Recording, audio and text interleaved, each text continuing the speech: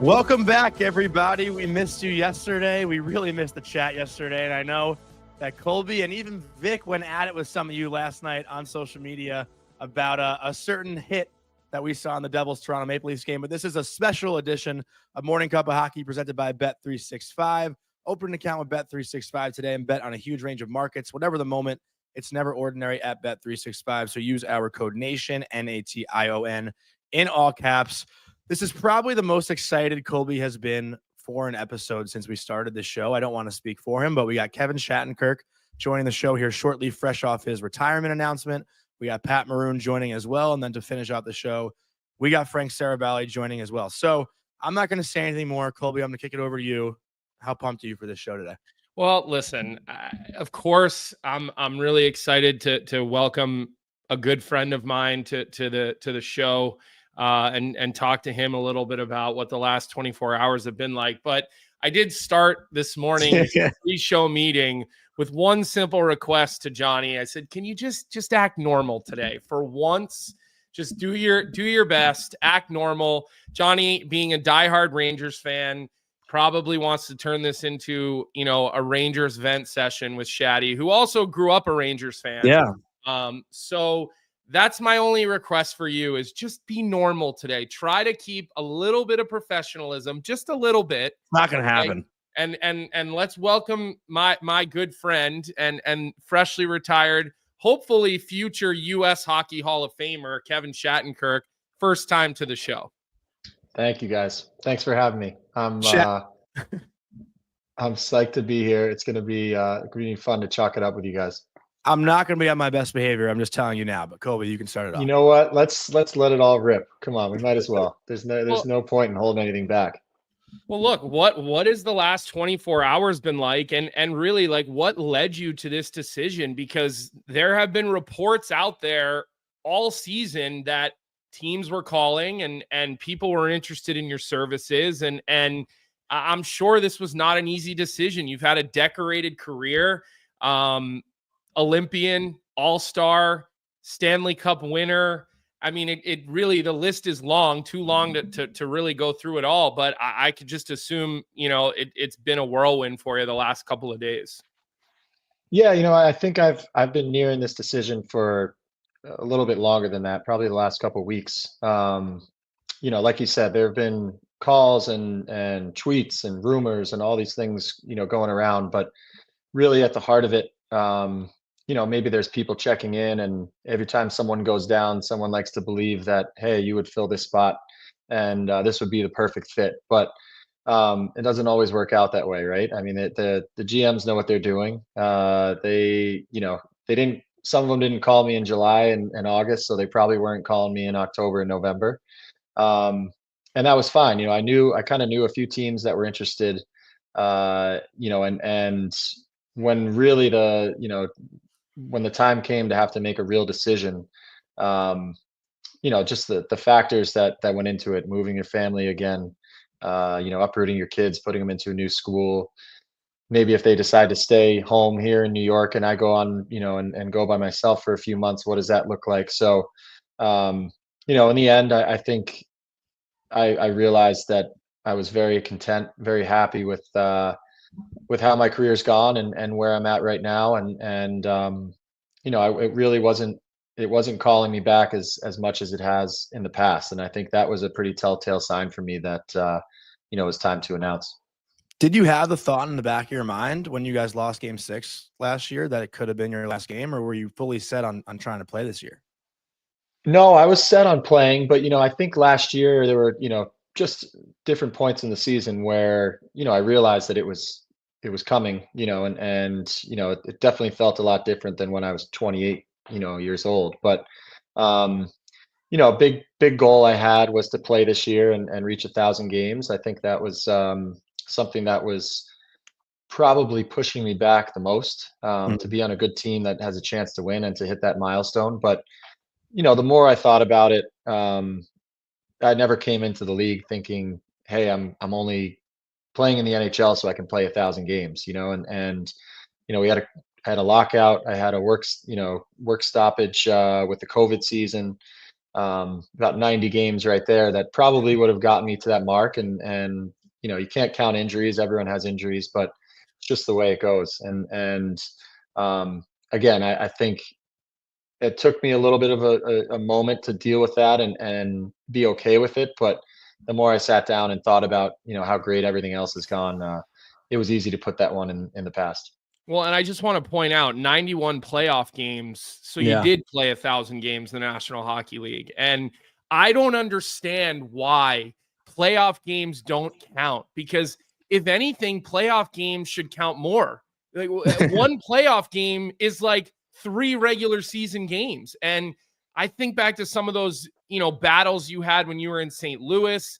I even remember the first round in Washington, because I came to a lot of those games, and I just don't understand that. Like, it doesn't make sense to me why those don't count towards 1,000 games. Like, oh, well, not everybody gets to play in the playoffs. Yeah, but what about life is fair? What about life is ever even and equal? So I just want to point that out, that 91 playoff games and 952 regular season games is well over 1,000 games. So I as your main PR guy, probably for the last 14 years, I just want to make sure I point that out. And when you reflect and you think about your own career, what would you say are those core moments that stick out? And not just from the NHL, because all roads lead to men's league. And I'm sure you'll stay off the ice until Connor is ready to be need you to go back out on the ice and see you, out there more. But I'll be honest with you. When you retired, I started thinking about my own personal core moments. And it's hard to think about any of those moments without you, because you were in every single one of them. And you probably, it's not the same because you went so much further, but what is it that sticks out in your mind when you do sit back and you kick your feet up and you reflect on an incredible run? I do think that, to counter you, like I go back to those moments when we were kids, and teenagers and in college. I mean, it's hard to forget those because we had, great teams, we had great players, good friends, phenomenal coaches and parents around. I mean, um, that's what 99% of the hockey world goes through, is those moments, and they get to a point where they stop. And but it's still, that's what makes everything so special. I mean, if you ask any guy in the NHL, they talk about, how good their squirt team was, or, we were 37-0 when we were peewees. And I always enjoyed going to the festivals. I feel like that was we made so many friends across the country that we would see maybe once, twice a year at camps. And then you go and you play against them and you battle against them during the season for your travel teams. But it was fun to just be locked up in a dorm room for a week, causing havoc and playing hockey. I mean, those are some great memories. Obviously going out to the national team, I think when we made that team together, being able to share that and really just have a tough but great experience to show what it was like to get to the next level, how hard you had to work. And then obviously in college, we had the greatest moment by winning the whole thing and winning national championship. So I think of those moments, those are core moments. I mean, those built me and got me to the NHL. And I think the main thing I learned from all of them is that you can have fun, but you never have as much fun unless you're winning. And everything's going well when you're winning, and it's hard to get there. It doesn't mean that you don't need to lose sometimes, but the best times you have are with, and the closest groups that you have when you're growing up are teams that have won it. Colby was really hoping you'd say your favorite moment from your career was his overtime goal in the national championship. I know that's what he was fishing for. Well, I'll give a little context to it all. Like Kevin and I started, I think the first team we ever played on together was 8th grade. We started playing summer teams together. We had played against each other previously within the Atlantic District. And we'll give a little shout out to our guy, John Riley, who was such a big part of both of our youths. And then it just continued on. And I'll like all the way through, like every year we did some team together, and then you'd come stay at my house in the summer. We would do hockey camps, and, you know, vice versa. We'd spend time up at your house. So it does run deep. And I'll tell you a quick Shatty story that just kind of illustrates the type of human we're dealing with, is that draft day for the both of us, we're together, we're sitting together, we have the same agent. And I know Jordan's watching today, Jordan Newman, first time he's ever watched the show, but he was bugging me all night for the link. And I'm like, I'll send you the link, which I thought was beautiful what you said about those guys in your letter, and the, you know, what a big part of your life he's been. And so Shatty gets drafted 14th overall to Colorado, and like we're sitting, our families are together for this process, and he gets drafted, he does his thing, and then he comes back to wait with me. As like I start falling out of the first round and through, but instead of like, he should have been popping champagne bottles, he comes back to wait with me through the whole process.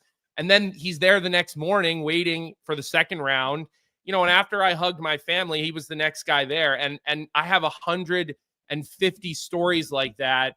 But you know, that's the type of person. And that's why yesterday when you retired, the entire NHL, like the amount of guys that I saw putting out public statements, public messages, and I'm sure you had 1,000 texts and everything like that, but everybody wanted to publicly tell people they're friends with you and that you matter to them. And I think that kind of, it goes with what everybody knows about you and what everybody talks about you, Johnny. And I know you have a question here, but I wanted to give some context. No, I was going to say that includes me too. I threw out my Eric Nates reference when Shatty was my coach. That was great. When I was like 7 years old, I wanted to brag that I know Shatty a little bit. I mean, honestly, you were the first experience I had as a kid with like someone who was drafted in the NHL. So that was like always a memory that I had, which is really cool. Yeah, I'm sorry that it was me screaming at you to go under parallel bars, but you know, that was hey, I was doing it at like 13, 14 years old all the way until I was 19. I was like, you know, Eric, do these things get any bigger, or, you know, does the 6-year-old and the 19-year-old still have to go under the same bar? But it was abuse. Again, yeah, it was abuse. It was abuse, but it was you know, we got like free pizza, and you know, Eric took care of us always. And again, it was, you know, my wife jokes around. She's like, "You've never had a real job. Like you were a camp counselor at a hockey camp, and then you worked in the NHL. Like that's, you know." So she's worried about what's next for me. Yeah, but be a golf pro. The question that I did have, because I didn't want to skip over your guys' BU connection. It's an ongoing joke on here. You know, Colby's relationship with BU, and we have a listener, J-Rock, who's actually a huge St. Louis Blues fan as well, who takes a shot every time Colby mentions BU. But we do have the overtime by goal. like 9:30. Yeah, we do have the overtime goal that Vic wants to show. And Shatty, my question to you is, how many less headaches would you have in your life if Nick Bonino got a stick on this shot? Oh man, yeah, I mean, 100%. But you know, it's one of those, just like every time I watch it, I get chills. Just the way we came back, you know, the way that, you know, the whole game went. I mean, we were getting beat. We were getting beat pretty good. We had no chance. We had no real reason to win that game, but that's how we were all season. We were resilient. You know, if it was Colby that game, it was someone else. You know, the next game, you know, our semifinal game against Vermont was crazy. I think Colin Wilson had a big goal, and Chris Higgins. But you know, it was again, we get together every once in a while, our team, and like I said before, I mean, your team wouldn't be getting together if we lost that game. I'll tell you that right now. Mm-hmm. And you know, we share a special bond because of it. And you know, the only problem was that the loudest guy in the room happened to score the game winner. So we got to hear about it for the rest of our lives. Well, but otherwise, thank people God. would probably forget about it. You know what I mean? Thank God, because I've taken that goal and I've turned it into a career. Yeah, I'm on the Mike Eruzione plan. I was going to say the new Mike Eruzione. When it comes to scoring one goal, and you didn't need it, right? Like you went on, you made your money. And you know, it's so funny because I'm texting with Jordan last night, and even Butchie and I were texting about this, and we're like, look, we should, and I know I even talked to you about this. I'm like, we need to get Shatty in to do some TV with us for the Frozen Four. Like, how much fun would that be? And I was like joking with Jordan last night. I said, the problem is I'm going to end up losing my job. I'm like, it'll take him 1 or 2 years. He'll be better at it than I am. And I'll be out of the job with ESPN. And you know what? If it happens, I can live with it, because I rode your coattails long enough. Right. So the train always ends, and then the train always picks up somewhere else. So I know I never have to worry. You made enough money for both of our families. So I will always rest easy when I go to sleep at night. I'm not coming for your job. Don't worry. Shatty, I do want to get into more personal stuff with your career. Obviously you spent some time with different teams, different goalies too. Colby and I have talked about goalies a lot on this show lately. You're practicing every day with Andre Vasilevsky, with Henrik Lundqvist, Braden Holtby. We've seen, and Jeremy Swayman and Linus Ullmark last year. You've seen a lot of great goalies, but being teammates with these guys and talking about how there are only so few elite goalies right now in the NHL. Just curious, like when you're coming down in practice shooting those guys, are you thinking that you're going to score? Like, honestly, are you thinking that you're going to score? And which of those guys truly amazed you the most in just their work ethic and daily routine? Yeah, it's their preparation day in and day out is obviously much different than a player. Their workouts, their warm-ups, their stretches are different.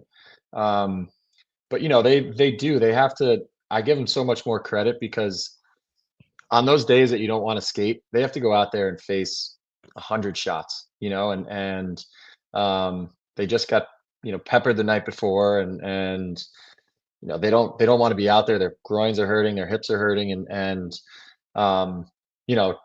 they all of those guys went out there with, a smile, with a look in their eye, like they were just going to get better that day. They weren't going to take a second off. And Henrik was one of those guys for sure. Vazzy, 100%. Those two guys in my mind were just incredible workers. There was nothing better than scoring on Hank in practice, because he pissed him off so much.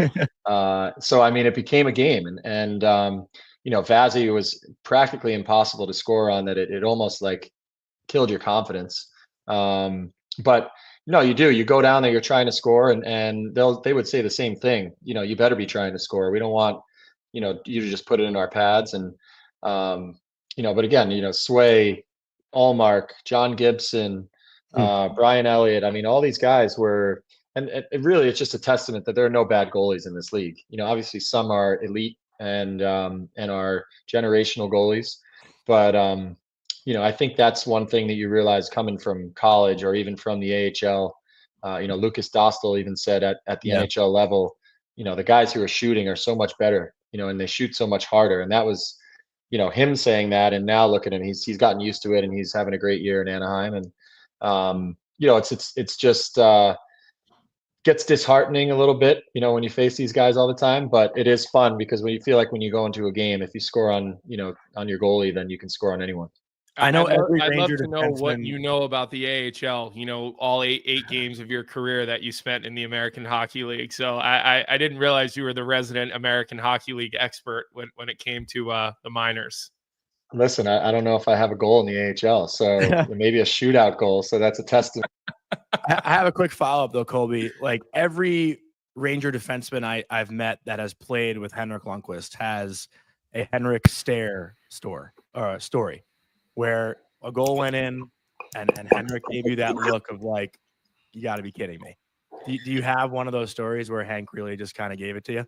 Just one story.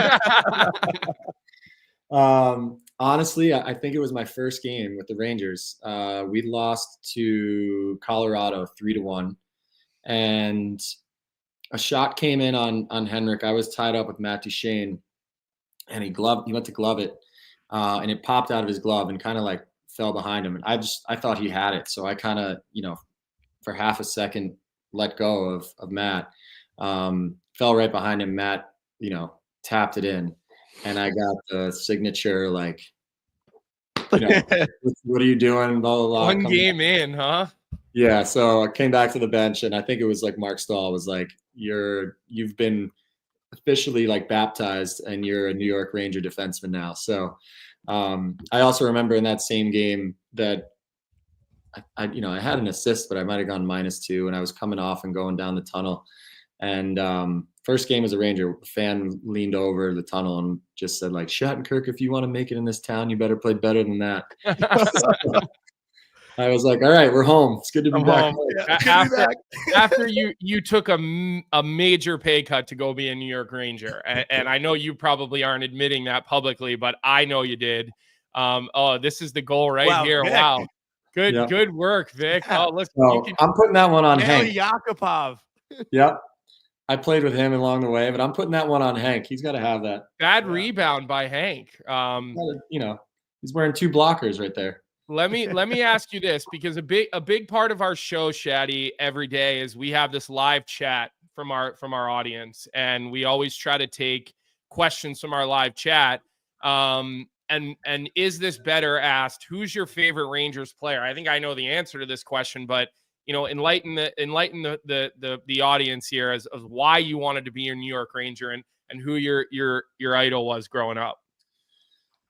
Well, I grew up around the Rangers, like you said. When I was growing up, I played for a team called the New Rochelle Lightning, which was my hometown team, and we played out of Rye Playland. So every week we would get to see the Rangers practice. And it was Brian Leetch, it was Adam Graves, Messier, Kovalev, Zubov. I mean, those were my idols for sure. And Brian Leetch was my number one guy.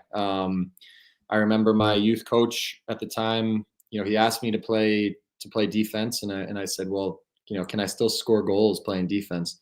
So he said, go home and watch Brian Leetch and tell me if you think defensemen are allowed to score goals. So, that was my homework, and that's who I watched and idolized. And Sergei Zubov was another guy who I just really enjoyed, watching move the puck, and he was so smooth and effortless. But I was fortunate. Then I went, when I went to play for the Devils, it was, the same thing. I got to the New Jersey Devils were practicing out of our practice rink as well, and those were those South Mountain. Yeah, legendary teams with Brodeur and Arnott, Elias, and Gomez. I mean, it was so to be a kid and a youth hockey player around that and getting to see that.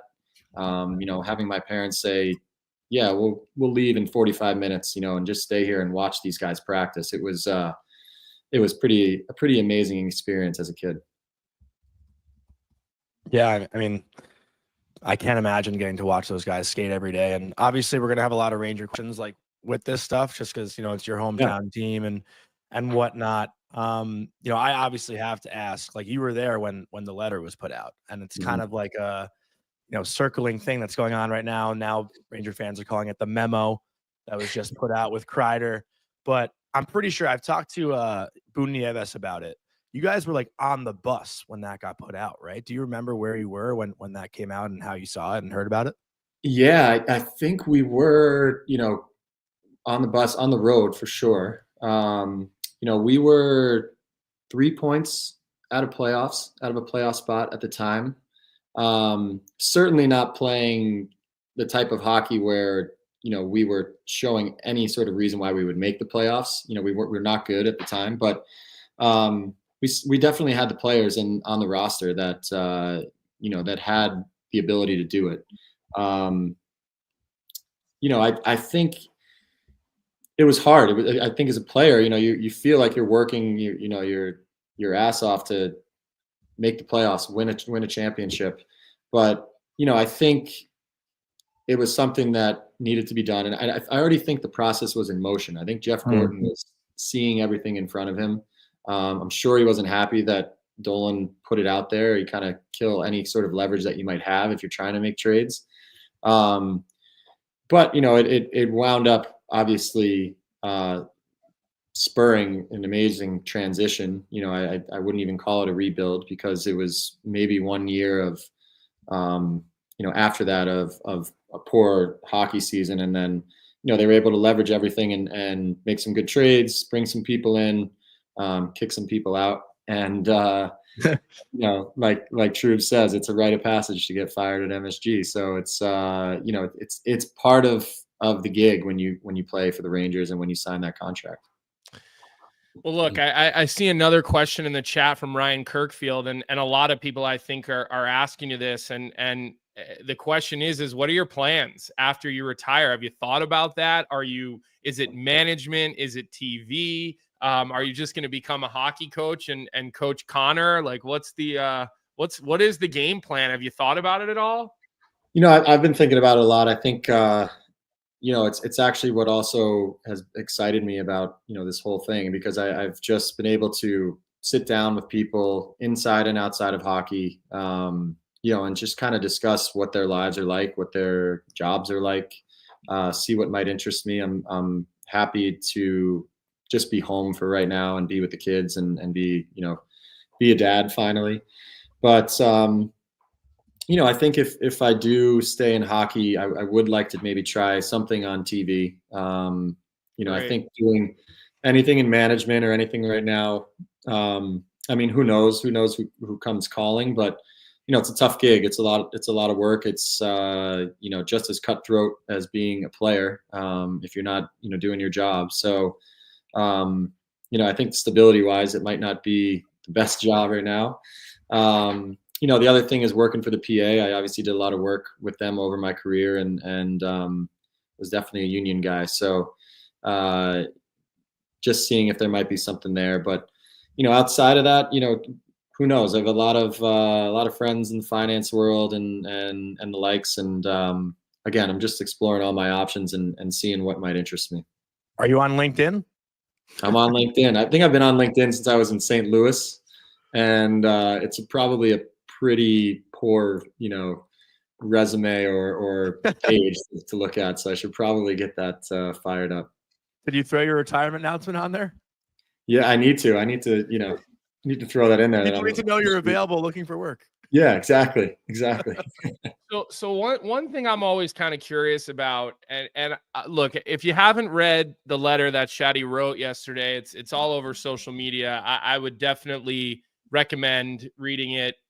As always, all class. You gave so much love to so many people, but like true, genuine love.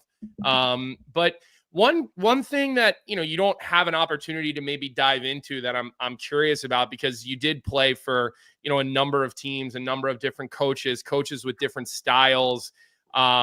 Is there one coach you think that sticks out to you, and maybe there is more than one, but that had a big influence on you, maybe more than others, that you kind of will keep with you as you move into the next phase of your life and whatever it is that you do? Yeah, I think there are, obviously, like you said, there are a few.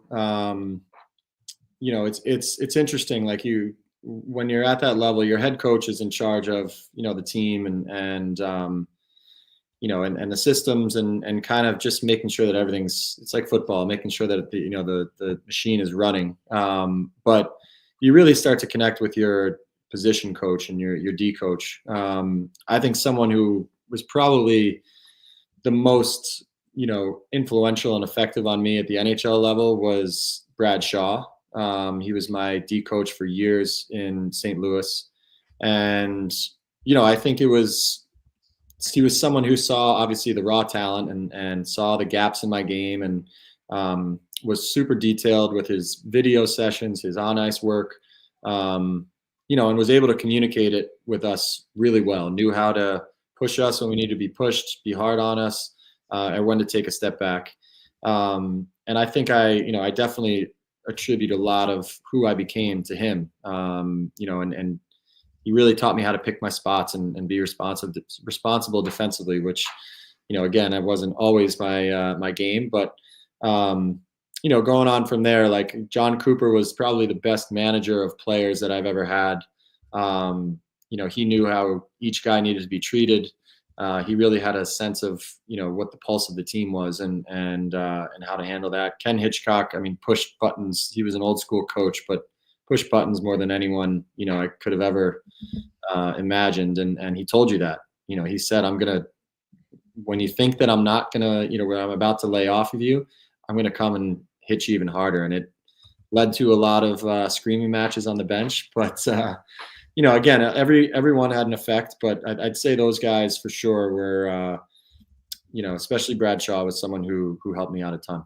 Yeah. All right. Look, I gotta cut you off here for a second because we've got a surprise entry into the show.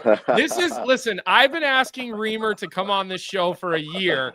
Today we get Shatty, and who comes in and wants to give you some love, but none other than our boy James Van Riemsdyk. So Reamer, the floor is yours, man. It's great to see you. Thanks for coming on. Yeah, thanks for having me. Finally getting a chance to get on with you here. But obviously a big day for big news for what a career, and for guys like us, I got to see it for 20 plus years now.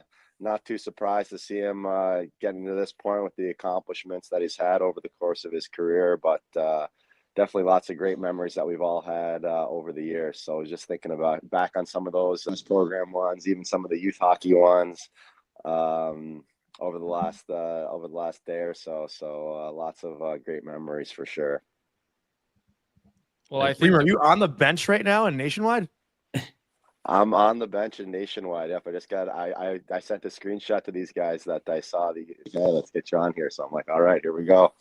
That's hilarious. He downloaded the app. He said he would come on. Like he wanted to come on. Wait, what's the one memory, Reamer, for you? Like, forget the NHL, but like from when we were young kids, like what's the one thing you think that sticks out the most to you, or one of the many that you remember about Shatty? Well, I think the first thing that comes to mind is that yellow helmet that he used to have way back when. I don't know what team was that from. New Brunswick, right? My Brunswick high school team. I wore it everywhere. Yeah, and then I think the youth hockey games, like we had a pretty intense rivalry with our brick hockey club teams and the Devils teams that Shatty was on. I don't think we could. The games weren't very close. I know those guys would blow us out pretty good, but there was some entertaining by some of the parents, and those are crazy. So yeah, I think those, and then again, just over the years, I remember just going through my own like going through certain scenarios. I think we all kind of felt this in a way, but like as we got to know each other over the leave home and go to the US program, it's like it almost felt like everything was going to be okay just because Shatty was there too. So that was kind of the effect I feel like he had on a lot of us. So yeah, I think just stuff like that definitely comes to mind.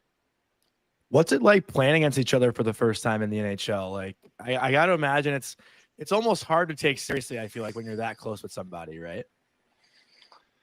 Yeah, I mean, it was. Yeah, go ahead. Yeah.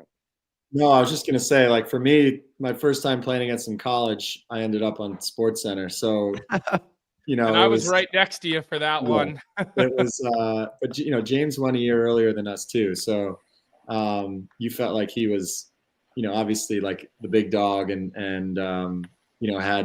had a leg up on you. But no, it was cool. I mean, I think most of the time you get to go to dinner the night before too, and kind of really just appreciate that you are actually doing that. But it's fun. I mean, I think that's what keeps you going during a long 82 game season is seeing your old friends and being able to just enjoy the fact that you're playing in the NHL together.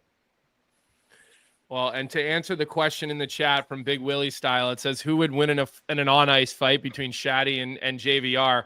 I probably would have taken both of them on the tennis court and on the fight, and I'm going to take the last word on that one. Reems, I know you said you had 5 minutes because you guys got meetings going this morning, but we appreciate the fact that you popped on. I'm sure it means a lot to Shatty. I know you literally the guys are probably waiting for you in the room, but thanks for coming on to say hello. All righty, absolutely. Love you, Shatty. Take care, guys. Love you, buddy. Thank you. That was awesome. Totally random, cool. completely unplanned. So, look, I told you we'd keep you on here for 35 minutes. I want to bring one more person into the show, and it's the person that we're going to talk to next as we say goodbye to you. But I'm sure this is another guy who probably wants to wish you a congratulations. somebody that's followed your career, another local guy. The guy who kind of helped launch our whole program off here on Morning Cup of Hockey, Frank Seravalli. So Vic, why don't you bring him into the chat and let him say his piece to Shatty for a minute here as we say goodbye and we thank Shatty for his time. Yeah, thanks a lot. Really appreciate it. And Kevin, congratulations on an unbelievable career. It was a pleasure to watch and follow along. And I love seeing all the testimonials, just tweets from people. You see Reamer popping on and so many people that you've touched in the game that, obviously your career meant a lot to. So congratulations. And it's been really fun to watch it all unfold. Thank you. I appreciate it. It's it's obviously a great day. It's, I don't want to say a sad day because it's not. It's just the start of a new chapter. But I always enjoy following you and happy to hop on and join you guys and do this again whenever you need me, because I've got some time now. So yeah. No well, I excuses. was going to say, it says a lot about you too. Yeah. Just reading your thank you yesterday. I think honestly, I've seen a million of these. I haven't seen anyone else thank team services, PR. Obviously, a lot of people hit the equipment staff and trainers, but it does take so many people to make a career like that. And to see you thank everyone, I think it says a lot about you. Thank you. Yeah, no, it goes top to bottom, and I know I missed a million people in there as well. But again, I think this doesn't just happen by me alone. There's so many people along the way, and especially at the NHL level that you start to have great relationships with, and that they take care of you, without even maybe even really saying anything, or especially with media, making sure that they put you in the best light possible. And I do think that if you treat them with respect and you don't give them half-ass answers, they really do appreciate that, and they're going to do their best to write what needs to be written, but at the same time, maybe not crucify you at the same in the same breath. So hopefully that the young guys and the people coming along now start to realize that as well. Colby, can I ask one more thing?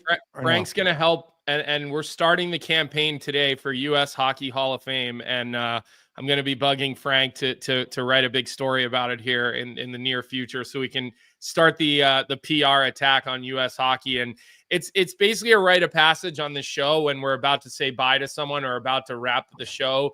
Johnny always has some sort of interesting, I'll use the word interesting, question to ask. So go ahead. I'll let you ask him the last question, because, I could ask him anything anytime, but I'll let you wrap it, just as long as it's not about the New York Rangers. It's not. You can ask one more question. It's usually a stupid question, but I'm feeling pretty sentimental this morning hearing all the stories about you and stuff. Christ. And obviously throughout your career, I'm sure you've been asked a lot about, we didn't even talk about it, winning the cup, the Olympics, national championship. Is there something that you're not often asked about that you love talking about that just doesn't come up when you do interviews? Ooh, that's a great question.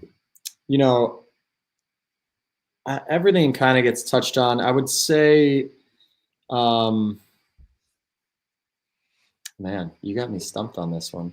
Wow, Johnny with with some integrity into journalism. Not often you see this. Yeah, no, I mean, I think everything kind of gets covered. I would say, just again, like the things that I always enjoyed talking about, and being asked about, very that weren't didn't come across the desk, if you will, were kind of those like interesting behind the scenes stories, and whether it was about like a kid who played baseball or something, how that translated to hockey. I always really enjoyed, those kind of features, and being a part of those, even just like what's life like on the road, and being able to kind of tell your story, of how you hang out with your teammates, even at, 30 years old, you act like you're 15-year-old kids on the road. But I always enjoyed that. I feel like I missed, or I always wanted to kind of tell people about what goes on behind the scenes, and just be able to illustrate, one, whether it's we're working hard, or two, we're having fun. And I think that was, something when you just keep getting asked about games and performance, you kind of wanted to shed a little bit more light on that at times.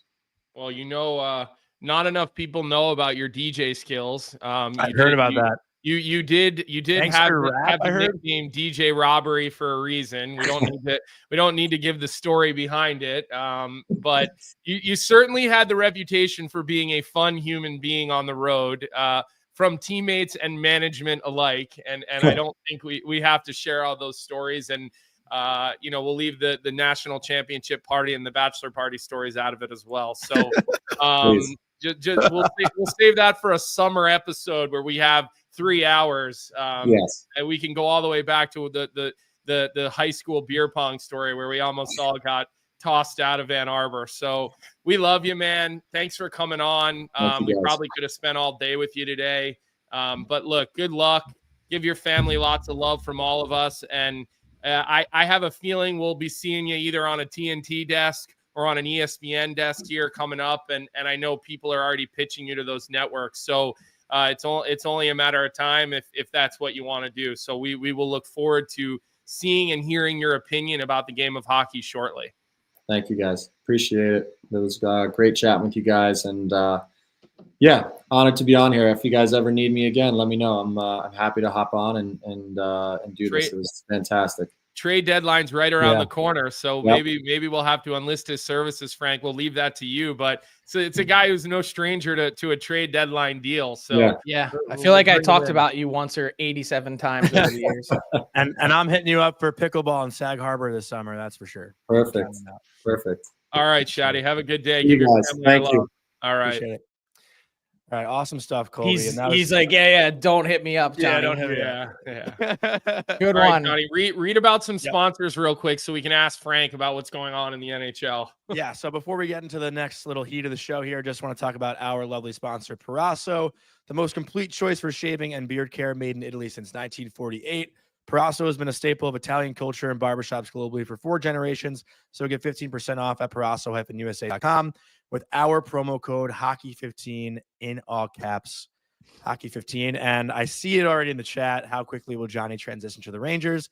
And Frank, let me just ask you off the bat, is tonight a loser leaves town game between the Rangers and the Buffalo Sabres? So what are we talking about here when you say that?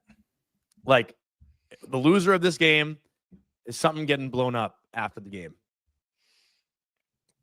Look, this is my thought process whenever I get asked this question. If you are going into a game thinking, hey, if we win or lose game 30 of the season, it's already done. Yeah, you've already made your decision. So I never believe in that, hey, well, if this team loses this game, that coach is getting fired. I think sometimes that isn't to confuse the fact that sometimes results do dictate someone getting canned. Like, just think of that loss that the Bruins had earlier this year to the Blue Jackets. We were all like, hey, is the coach getting fired today? Like, it depends on situation, team, how the team looks and play, like all those things. But I don't know that anyone actually goes into it thinking, hey, we're going to do something if this team loses this game. You've already made up your mind then. And I think we talked about that as much when we talked about Peter Laviolette and again, like Frank or Johnny put out a great video on X yesterday about somewhere Gerard Gallant is smirking saying, see, it wasn't me, because this core group seems to be having issues. But I want to ask you in particular about Igor Shesterkin, because he obviously signs that big ticket the other day. And I think what I'm a little confused about is where was the 12.5? He wants north of 12 million. And then all of a sudden, Trouba's out and Shesterkin takes 11.5. Now, was part of him lowering his number because he got a straight no move clause for all 8 years? Was there a change in position, Frank, or was it all just media noise that he wanted 12.5 million or maybe $13 million? Or like, I'm just kind of curious because I'm shocked that he settled in the 11s. Well, I don't think it was media noise. I think part of that conversation is always driven by connections to player, the agent, whoever it might be. That's sometimes people hypothesize and think, oh, if he turned down 11, that must mean he's seeking 12 and a half. I think there's two things at play here. One, the Rangers had a cap. They had a limit here. And it wasn't a team cap. It was, hey, we're not exceeding a certain number that we have written down because we can't fill out our roster at a certain point because we need to make sure that this is still manageable. So that was always part of it. And the Rangers had, from Jump Street, this is why I was never really concerned about whether or not Igor Shesterkin would remain a Ranger. From Jump Street, the Rangers conceded right off the hop, we are making him the highest paid goalie in the league in history. Like, put that on the table, made the offer, and it was always a math problem. So if you offer 11 times 8, which they did, and he turns it down, and that's $88 million, it's really difficult to get that done on a 7-year deal. It's 12.6 just to match it. Okay. It's just simple math. And so then you go 11.5 and you increase your offer. Okay. And it's $92 million. To match that on a 7-year deal, you're now north. You have to get to 13.25 to beat it. Mm-hmm. Who's giving him 13.25 on the open market? We've gone through this exercise. I know. But one of the interesting things we saw, here's the thing. To answer your question, did he adjust down? No, I think the Rangers came up and Shesterkin was like, okay, 92, that's pretty fair. Can we now get to a structure? I don't think no move was ever going to be an issue because I think they were giving it to him the whole time. But he got a massive amount of money in signing bonus. So he got the structure he wanted. He got $4 million between the start of the season and now. And beyond that, I don't think Shesterkin was ever leaving. Johnny, you heard him talk about how much he loves New York. His family loves New York. All the Rangers had to do was sit back and wait. And then if you think Chris Drury was going to be difficult with Jacob Trouba and his situation, I think you got to have the same medieval approach, which is, okay, you don't want to sign here? That's fine. There is just so you know, 0% chance that we are trading you to somewhere else so that you can get the 8th year. This here with the New York Rangers is the only place you can get the 8th year. Good luck chasing a better deal. I hope the market's right for you, because if not, you're going to be not just taking not 11, someone's going to be giving you 10 somewhere because they might be the only bidder. Yeah, no, it's a good point. And listen, right now, honestly, like, I know we've talked about the Rangers a lot, and I'm looking at the chat, and I wanted to ask you this next question too, because listen, no matter who it is, whether it's the Rangers or not, like, there's a lot of drama going on around this team right now. But another team that has drama, and I'm curious if you find this team more interesting than the Rangers, is Nashville. Like, what's going on there? I mean, I have to imagine that's a bigger surprise, despite, you know, the expectations for the Rangers this year, than what is going on in New York. Nashville has to be the biggest surprise in the league. And it's also got to be a little bit of a stinger at how good John Hines has been in Minnesota, because they had John Hines, and John Hines is getting more with less, in my opinion. I mean, why are the San Jose Sharks 5 points better than the Nashville Predators? Yeah. Like, we're now in a position where the Blackhawks, who just fired their coach, are above you in the standings, 31st place. I didn't see this coming, and I think here's a couple things I know. I know that Barry Trotz has been heavy in conversations with teams over the last few days. I'd say going back to last Wednesday or Thursday. In the end, at least this isn't my opinion, at least according to teams that he's talking to, they aren't convinced that he knows exactly what he wants to do. And I get that feeling watching this team and where they're at. 2, I think he's done everything possible to not try and pin this on Andrew Brunette. He's a coach first and foremost. He really likes Andrew Brunette, went out and spent a lot of time in his process making sure that Brunette would be the right guy.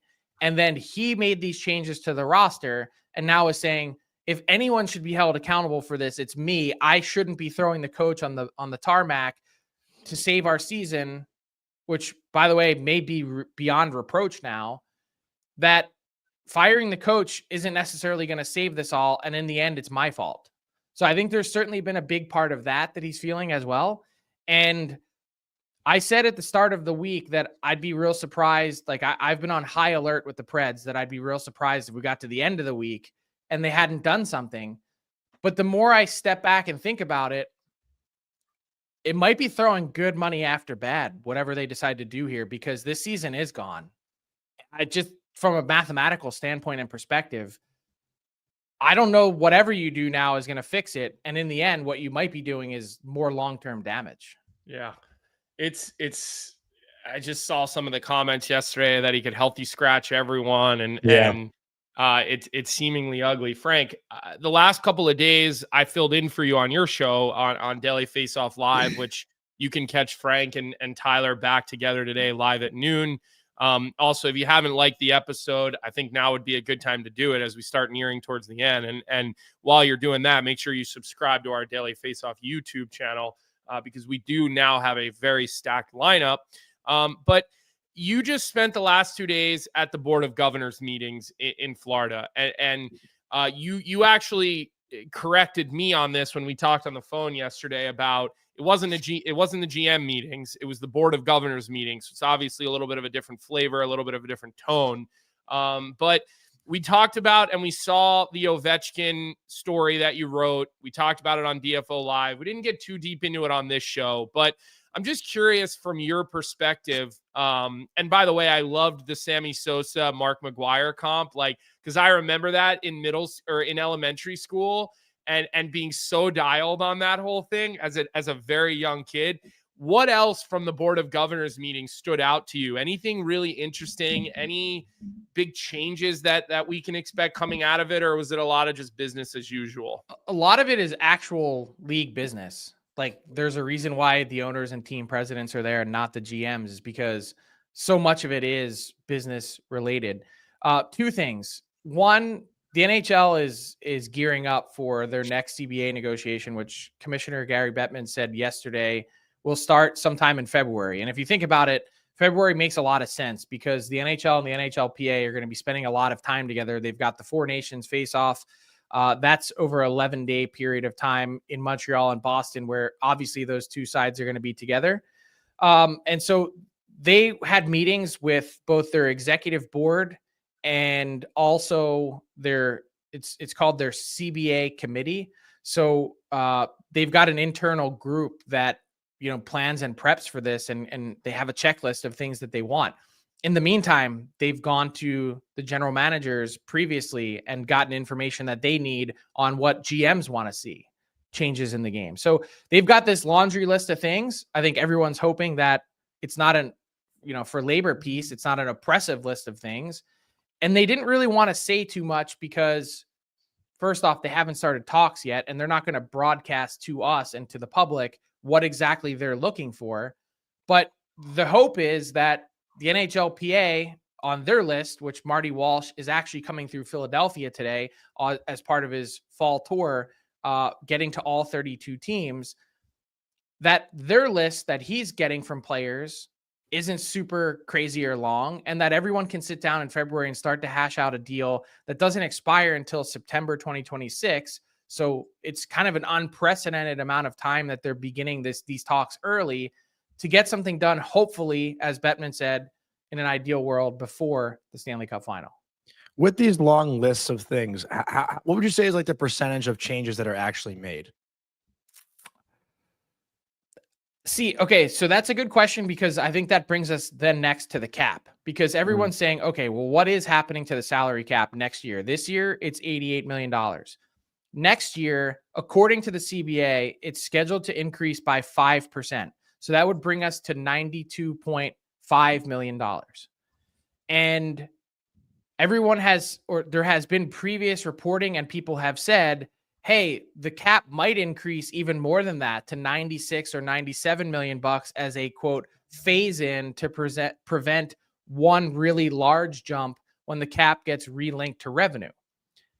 That may happen, but you just asked about the laundry list of things. Yeah. What percentage of those might come to fruition? Well, the answer to that is what are they getting in return? Okay, so let's say the NHL, or let's say the NHLPA comes to the table and says, hey, we'd love more money in the system. Let's get players paid more. Let's have more cap space available for bigger contracts. Well, then the NHL is going to turn around and say, okay, according to this deal that we completed during COVID, we only have to increase it 5%.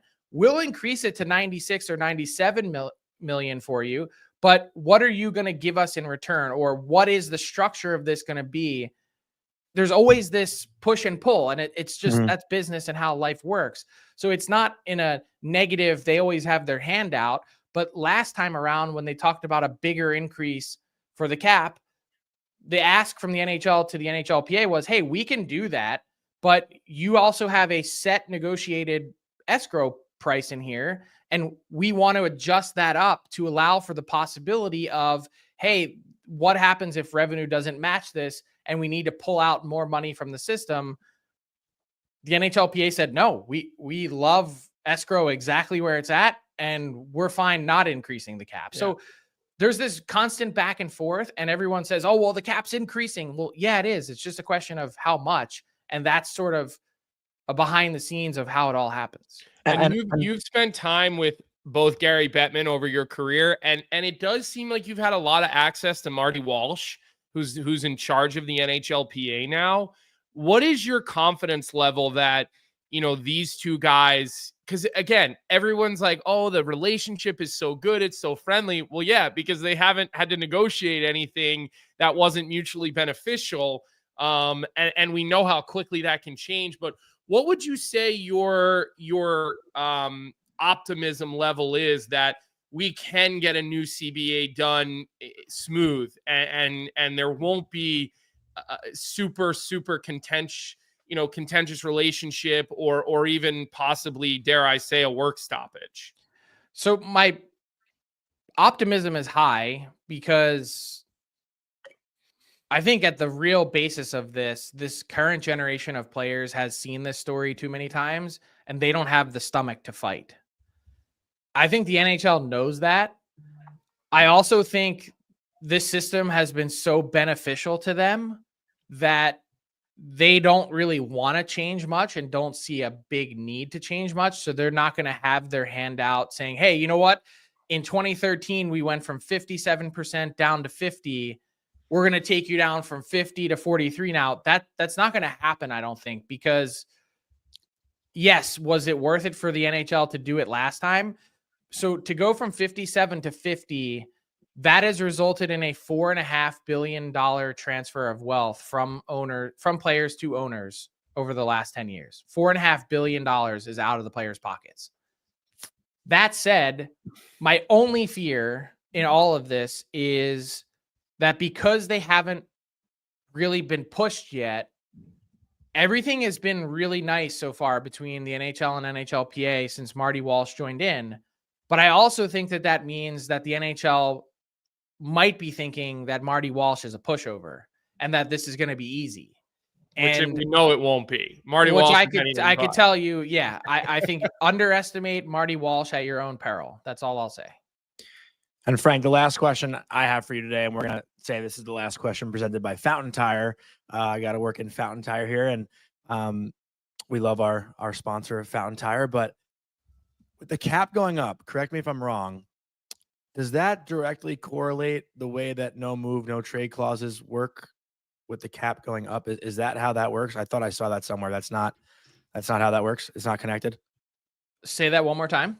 Like with the cap going up, I thought I saw this somewhere. This question reminds me of in Billy Madison when he answers the question and the moderator says you will be awarded no points. I thought I saw it. Make any sense? It didn't make sense to me. That's why I asked. What are you talking about? It didn't make sense to me. That's why I was asking him. I thought. Vic, can you hold on? We got to do this right. Vic, can you put Fountain Tire on the screen again? Okay. The last question is brought to you by Fountain Tire because you and your family's safety is important. They'll treat your vehicle like it's their vehicle. If you need new tires or maybe your engine has a little rattle, stop into Fountain Tire and they'll sort you out. And right now you can save up to $225 on a set of select 4 tires, including Goodyear, until December 14th. Plus save $50 or more on any service of $150. Some restrictions apply. Stop into Fountain Tire or make an appointment. Check out fountaintire.com. Well, Vic, you need to put Johnny in timeout for that because that I mean, of all the things that Jonny has done over the years, that to me, thank you for that, Frank. I always say it's why I love doing your show at noon. You have one job. It's nice to be on a professional show every once in a while. No such thing as dumb questions. Aside from this. So what is your question? No, I was just curious how the no move, no trade clauses work, and if they're working on making it one clause now as opposed to No, I don't think so. I think they like that teams have the ability to negotiate it the way they see fit, and I don't think they see any problem with how this played out. The NHLPA might feel differently, but we'll see. Yeah. All right, Frank, look, we love you. We appreciate you. Thanks for jumping on today. I know you have a busy schedule, so you made time for us on a Wednesday, which we're appreciative of. We'll see you next Tuesday, hopefully back in your normal slot. Have a good rest of your day. Go do your radio hits throughout the day. And make sure, again, to everybody, you can catch Frank at noon today, back on his show, Riding with Tyler Yaremchuk. Jonny, other than what you just did, no, I have no regret asking that question. Your behavior has been. I was like, this no, just the fountain tire thing, not the question. I'm used to your dumb questions, but like you got to give the sponsors love. That's where the paychecks come from. Sponsors. Yeah. You gotta. I mean, I know you live in New York City, and you guys aren't big car drivers, but fountain tire is important. They make nice tires. It's on me. It's on me. Okay. All right. So let's get to Bet365 because I know you got a million things going on today. If you have ESPN Plus, you can catch Jonny doing UMass BU tonight. It's on Nesson if you're in New England, on ESPN Plus if you're anywhere else. So, I want to see people watching that game tonight, and I want to know what you all think of Jonny as a broadcaster tomorrow. And make sure you are not nice in your evaluations of Jonny. So, Jonny, let's get to Bet365. What are you rolling on tonight? I have no ad reads on the broadcast tonight, so it should go smoothly. Tonight's bet of the night. Last night's bet was horrible. We took Columbus money line. They got smoked by Philly. Tonight we're actually going with Vinny Trocheck anytime goal against the Buffalo Sabres. Vinny Trocheck's been the guy who's been stepping up at least a little bit lately for the Rangers when it comes to goal scoring. He has 4 in his last 6. You have to think the Rangers are desperate tonight. I mean, I can't imagine them coming out flat again against Buffalo. Buffalo came into the Garden like 2 or 3 weeks ago and smoked them 6-1. So I believe in Vinny Trocheck more than I believe in the Rangers right now. We're going with Vinny Trocheck anytime goal scorer, and I believe it was plus 220 on Bet365. And what are you laughing at? I'm a little far from the computer today, so I've been squinting. I'm trying to read the chat. It's been a little hard. Can I just ask you, did we never hear from Pat today? Because there are a lot of people asking what happened to Pat. Just no text. I was texting Pat last night. I believe Chicago had their rookie party last night. So not sure. Okay. All right. But we'll clear that up with Pat today and hopefully get him on tomorrow. I know they're busy in New York. Pat's also been spending a lot of time with his son too.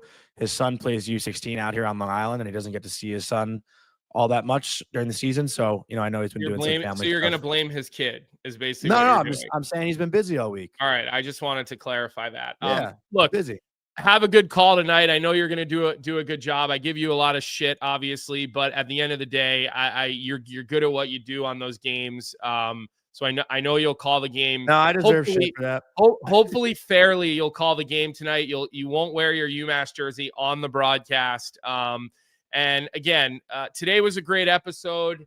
We really didn't get into a lot of the things that I even wanted to with Shatty, obviously.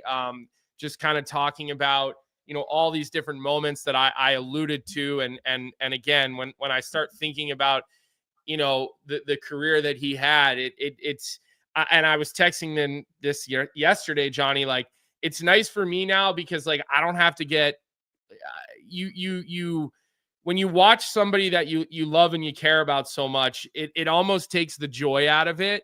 Because you sit there and you're nervous and you're yelling at the TV and you're mad at the coach about their power play time. So I can only imagine what it's like to be a parent all these years. And I'll give a shout out to his parents, Pat and Barb, who, didn't miss many games for a very, very long time. But I kind of got a little taste of that watching him in the later stages of his career. So it was a great show today. As always, thanks to Frank for coming on. We do appreciate the fact that, everybody gives a like, everybody gives a subscribe. You'll get noon today. DFO Live, 3 p.m. The Sheet. I forgot to ask Jeff if he has any guests today or what he has going on. I know I've seen him in the chat, so that's a little bit of a miss by me, but I do know that his shows this week have been really entertaining. If you haven't seen the Sheet episode the other day that featured Patrick Burke, who is a high-ranking member of the Department of Player Safety, I would very much go back and listen to that, download that, listen to his conversation with Patrick Burke, because it was really, really interesting, just to hear his perspective on how all these things work. So as always, today is Wednesday, correct? I know it's going to be a late night for you, so I'm sure you're going to be all sunshine and rainbows tomorrow at 9 a.m., probably a little espresso shot in the coffee. But we appreciate you guys rolling with us as always, and we will see everybody right back here 9 a.m. tomorrow. What's up, hockey fans? If you enjoyed that video, then you need to be hitting the subscribe button right here at Daily Faceoff. Exclusive interviews and analysis from our hockey insider Frank Seravalli, fantasy updates from Brock Sagan, and a daily live show at noon Eastern, Monday through Friday. You don't want to miss any of the fantastic content, so hit that subscribe button.